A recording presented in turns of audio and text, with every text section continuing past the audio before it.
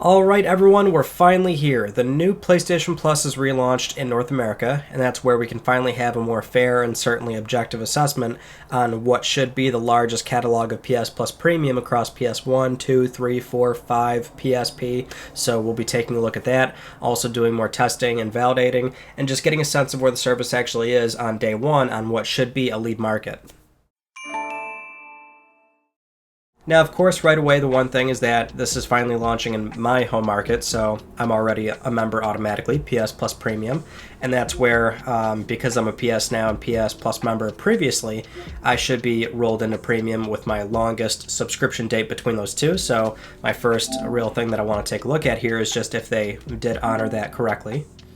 Alright, PlayStation Plus, we only have one, and sure enough, it does say 2027, so I bought mine pretty far out when it was confirmed that PS Now is going to roll into Premium automatically with or without Plus, although I did have Plus at the time as well, but yeah, I bought it pretty far out to lock in some savings, so I'm good for a bit, but it was honored correctly here, so my next payment date is 2027. Next payment would be $119.98 for the price of 1 year of Premium, and here's where we can change our plans. So this is something where you're only setting it to where it's going to renew at, so once it reaches 2027, then I can choose how long and for what tier it's going to be, extra or essential. And remember, the one thing we have confirmed here from the launch in Southeast Asia is that you can't either size down your plan or convert your time just however you choose to see fit. So for example, the big problem is if you have pre-bought a lot of essential, you can only upgrade to extra premium if you pay the full upfront cost for all those years being converted. You can't say size down essential to get a certain amount of extra premium. You can't just buy a little bit of extra and then once it lapses you go back down to essential. As of right now, you can't do that, so you kind of have to stick with what you have and upgrade from there. But let's take a look at the game catalog, and right away I want to look at the classic games, see if anything is too different here. Okay, ooh, Resident Evil. So, yeah, this is kind of what I was expecting. Unfortunately, with the prior launches, or at least the one in Japan, I'm like, oh, so this basically is all we're getting, right, when it comes to PS1 and PSP, at least for the time being. North America, I can see that it's way more PS2, the premium PS2 stuff that we saw in PS4, so most of Southeast Asia had only the Jack games, but right here we're seeing, these were all on PS Now prior, if I remember correctly, so Dark Cloud, Ape Escape 2, Rogue Galaxy, Fanavision, Wild Arms, War of the Monsters. Nice that they're still here on PS Plus Premium, but yeah, these were all here prior, so good to see that we, I don't think we lost any of these, or maybe a handful of them. Okage Shadow King is still on here. This game also doesn't actually, well, it's one of the 100 PS4 games on PS5 that don't run all that well via backwards compatibility, so it gives you a warning prompt when you start it, and it has some weird graphical artifacting. So I'm going to re-download this and see if they fixed it, considering it's now on here for what is a relaunch of PS Plus. But I'm going to guess that they likely didn't do anything. But PS1 games, we have Resident Evil Director's Cut. That's the one new one here, so nice to see. But yeah, this is more or less what we had before, which sucks. But at the very least, we know more is coming, right? We have age ratings for later Siphon Filter games, Ridge Racer on PSP. Also, we saw ratings for Dino Crisis and Resistance Retribution, so we know more is coming. It's just day one, obviously, is just, I would say, pretty disappointing, but we're going to download some of these and check out if they're NTSC or not. And as mentioned before as well, it's something where it's about what they do over time, so as long as games release on a fairly consistent basis, then I would be pleased with that. Actually, let me double check this right now for Worms, because these might be PAL. If I hit download and it just launches the game for me. So if I hit download PS5 version, it might just launch the game. No, it is downloading it. Okay, that means it's definitely a different package on PSN, because if I go to my library, I'll have two versions now. Yep. With the Japan launch, when I went to go download Worms again, because Japan had NTSC versions, it actually launched the one in my library, which was the PAL version. So that means this is a true, what I would guess is NTSC version for this particular game. Now, going back to the main screen here, we can just kind of surf through this like we did before, and it's a very similar interface, so there's not too much we need to look at, but game trials, not much like we saw in other storefronts, but some new stuff. Ali Ali World, Spellforce 3, Crusader Kings 3, the more recent games like Tiny Tina and Horizon. That's where it's going to be. That's where this will be more useful. But again, over time, we'll see how consistently they can add trials to where if it is recent stuff you can try before you buy, that might be very handy. The game catalog, cloud streaming, which streaming, it's going to be most titles on here, so that doesn't really need its own category, but it's kind of like highlighting it as a benefit. Your PS Plus Essential Games, and of course your benefits laid out here in the horizontal row, which if we tab over, again, more benefits.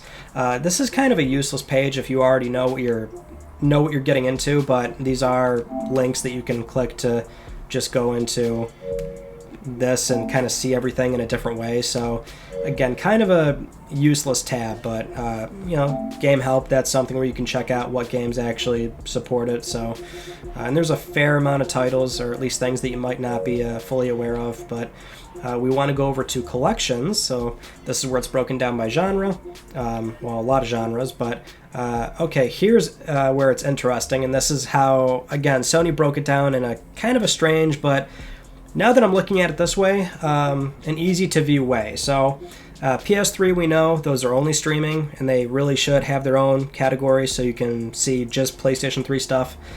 We've got PS1, 2, PSP, classic games that you can natively download to the console, and then remasters, which this is what they consider for PS3, PSP stuff that had, you know, proper ports and remasters on PlayStation 4.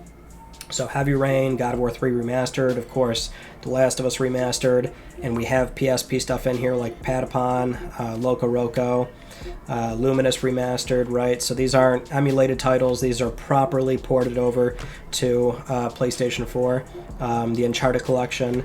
So this is and there's a good amount of titles here, nothing crazy, but I guess that would make sense to a degree having it laid out like this, right? So remasters might include a range of titles between these two categories that it's being flanked by. But we've got also the Ubisoft Plus classic games, which we kind of glossed over in the previous videos, but Sony has that partnership, so you've got all these Ubisoft games in here. Well, all of them, a handful for the classics at least, but there's going to be more Ubisoft titles in the overall category, so here we go. This is all the games, or it should be every single game on here, so this is where we'll do a rudimentary count of just how many games are on here.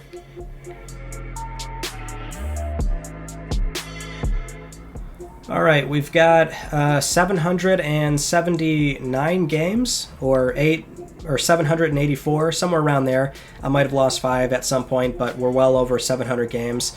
And like we saw in the other storefronts, there are some games that are duplicated here, like 2 Wreckfest and 2 WRC.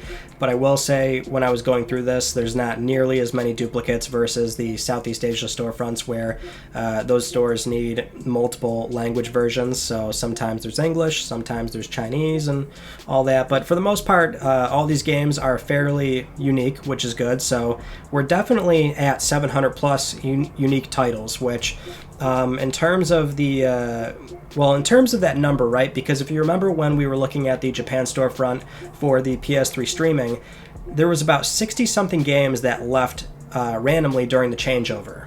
Some of those games we did know about, like, prior it was some Sega games and also Konami stuff, but also a lot of first-party games left as well, which that was still really strange. I don't really know why they felt the need to, like, you know, remove, like, the Sly collection. Like, that was strange. The God of War Origins collection. So there was a handful of first-party stuff that left. I still don't really know why. There's no reason for those games to leave, but the point is, even with some of those games leaving, we're still in the neighborhood of what PS Now was typically sitting at, which was, anywhere from 700 to 800 games on a rolling basis. That included the PS4 and the PS3 stuff. So, depending on games that are leaving or being added in, they were always around 800. So we're pretty much in the same neighborhood here, but now we've got some, a very small selection of PS1 and PSP stuff, which, I'll certainly take. And also now we've got PS5 titles as well, which, at least for the vast majority of consumers that aren't going to always care too much about the classic games, having PS5 native titles on here is the big one. So, and more recent stuff too, obviously, like, Spider-Man Miles Morales and stuff. So that's definitely great. But overall, looking at the library right now, okay, 2 Ghost Runners.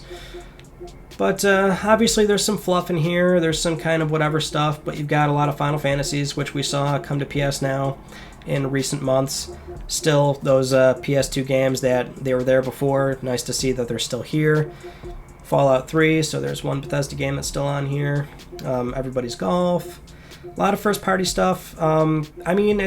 It's a lot of games. It kind of falls back to how I always felt about PS Now, where it always had a bad name, but here we go, Death Stranding, Demon's Souls.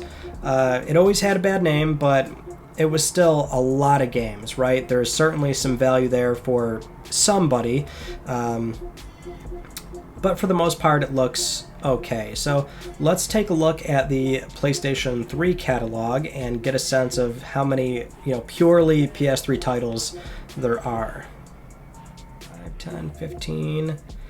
316 games, which is more or less what we had prior, rolled in. All those games that recently expired, those are gone.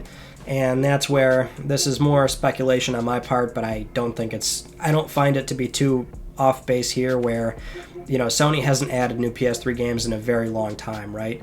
PS3 titles, that catalog peaked at about 500 games, and that was quite a while ago, so over time it's just gotten smaller and smaller, and so at this point I feel like we're kind of in a place where as more of these licenses expire for the PS3 stuff, it's just going to be let go more or less, and more PS1, PSP, and PS5 stuff. Hopefully more PS2 games. We still haven't seen a brand new PS2 game. It's only from those 2016 emulation premium games, as I call them. But hopefully more of that stuff comes in, and hopefully more of it comes in on an indefinite basis where it stays longer than, the typical 3-6 month time frame that we saw for PS Now when Sony was adding more, recent titles, right? So as long as the library consistently stays around 800 or possibly more than that, then that's good. But it sucks that a lot of PS3 stuff has leftover time with nothing new. But I'll always be the first to say, most people don't want to stream these, so for a lot of folks, it's kind of like, nothing ever left in the first place, unfortunately. So once again, let's talk about these classic games. Thankfully, it is confirmed they're all the NTSC versions on the North American storefront, and that is very good news. Take it from me, where I played through the PAL versions of Ape Escape and Hot Shots Golf. They look and feel so much better here. Just jumping back into Hot Shots, it's something where the game was, I actually couldn't readjust to the higher refresh rate. I had to keep rewinding to get my shot correctly because I was just so conditioned to the PAL version. But yes, the games look really nice, especially Jumping Flash, as we saw from the Japan storefront, where many of those games were NTSC. But not only that, Worms as well. It's now the NTSC version. Granted, it's not really a major difference there, where the game is quite slow and not really a whole lot going on for this particular game, but NTSC across the board on the North American store, that is very good to see. Resident Evil, of course, also looking pretty good as well. And this is something where there's still, in terms of the actual emulation efforts, there's a little bit that's left to be desired, but generally they look and feel okay when they are the NTSC version. So after playing so many of these games, I can say that the rewind's great, the save states are great. I think generally most people are going to be okay, and quite pleased with these games. It's just, again, something where over time I hope we see a lot more titles, because currently it's very, very bare bones. Unfortunately, when starting Okage Shadow King, this game still has problems playing on PlayStation 5, which you would think they would maybe sort this out before the relaunch of PlayStation Plus. Granted, nothing has really changed here, where the PS Now branding was dropped, and so all these titles more or less migrated over, or at least the titles that did eventually make the cut. We'll talk about that in a second, but just as a small isolated scenario, Okage Shadow King was not fixed. It's still very problematic when played on PlayStation 5. Now, as for the streaming, I wish I had something different to report here, but as we saw from the Japan storefront, it's more or less exactly the same. So across PS3 and PS4 titles, you'll notice some image compression. You'll notice input lag right away, which I did, although that could be chalked up to just some heavier load here on day one for the North American relaunch. But still, if it didn't show up immediately, it probably would show up at some point. I didn't play a whole lot, but there's enough there to see right away that it's basically the same thing. God of War, you can tell, does look actually pretty good, but remember they introduced 1080p streaming somewhat recently for PS4 titles, and that does help, but the problem with PS4 games is that generally they offer a much higher visual fidelity compared to PS3 titles, so the image compression does a lot of damage to these games in particular. So if you're on PS4 or PS5, there's really no reason whatsoever to not just download these games locally and play them that way. Even for something like God of War, where initially if you were on PC, you would have to stream it, but now that's not really going to be an issue moving forward, where Sony is shipping these games natively on PC, and there is definitely no reason to stream them at that point. So yeah, it's something where I still don't see this being a huge selling point for PlayStation Plus for the time being, but I will say on the right side of the screen here, you can notice that these are the titles that recently left. So the user Starvar on PSN Profiles did catalog these very quickly, so we have a good idea of how many titles left, and it turns out that there's about 240 something games that recently left with the relaunch. But as we counted the games earlier, there was a fair amount of titles that were either introduced, or at the very least they are, upholding the 700 plus game library. But yeah, a lot of these games we saw leave from the Japan storefront, and now there's a whole lot more across PS3 and PS4, and again, we kind of expect that we're not going to see a lot of these PS3 games come back, or at least again, that's speculation on my part, but overall, it's about what happens over time at this point, right? So we've looked at the library, we've played some games, we've talked about the classics. I mean, we've pretty much done all we can here, and when it comes to the European launch, I expect that there's not going to be some major differences, just going off of what we normally saw with PS Plus and PS Now prior. So at least for Europe, you could probably, what we've got here, this is likely what you're going to get. It's not going to deviate too much, or at least I'd be very surprised if it did.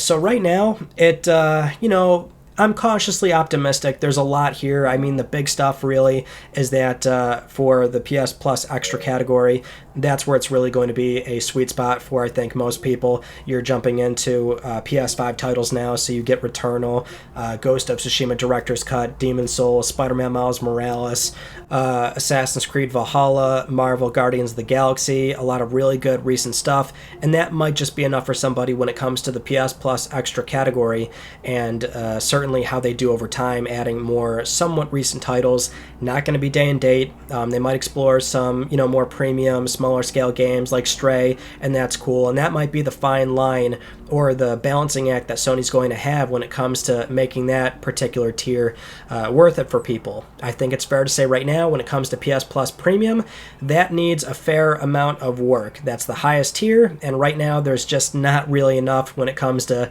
streaming, which needs, at this point, a pretty big, significant overhaul to really start matching what other services are doing when it comes to that latency and image quality. So that needs a lot of work, but also the classic games as well, which speaks to somebody like me, and over time, I really hope and expect that those games, a lot more titles start rolling in. So for right now, at least, it looks good, but it could be, of course, a lot better, and I think that's going to be a much more interesting conversation a year from now to see what it looks like after once it hits its first anniversary. Thank you so much for watching this video. I hope you enjoyed it. If you haven't just yet, please consider subscribing for the best PlayStation news, reviews, and updates that are here on YouTube. You can also follow me on Twitter @MysticRyan, and that is it. I will see you all in my next video. You take it easy.